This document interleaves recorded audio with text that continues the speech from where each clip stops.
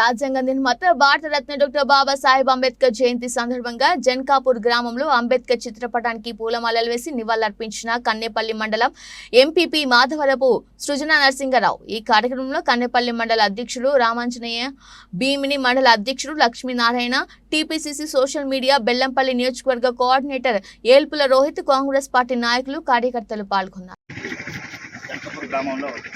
133వ జయంతి సందర్భంగా అంబేద్కర్ గారి జయంతి సందర్భంగా ఈరోజు అందరం కాంగ్రెస్ కార్యకర్తలు అందరం సమీక్ష జరిగి ఏది ఉందో అంబేద్కర్ మనం అందరి వారిగా ముద్ర పడిపోయింది. కానీ అంబేద్కర్ అనేవాడు అందరివాడు. అంబేద్కర్ రాసిన రాజ్యాంగాన్ని బట్టి మనం ఈరోజు మనుగడ సాగుతుంది.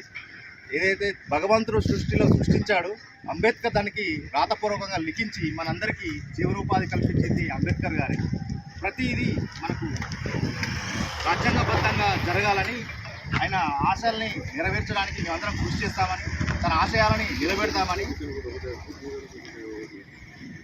ఎంతటి వాడైనా కటిక దరిద్రంలో అనుభవించేవాడైనా అటు కోటీశ్వరుడైనా ఒక ఓటు హక్కుతో ఈరోజు తిరగబడ్డ రాజ్యాంగానికి అందరూ లోబడి ఓటేసి తప్పకుండా ఎలా అయితే నడుస్తుందో ఎవరూ ఆపలేరు.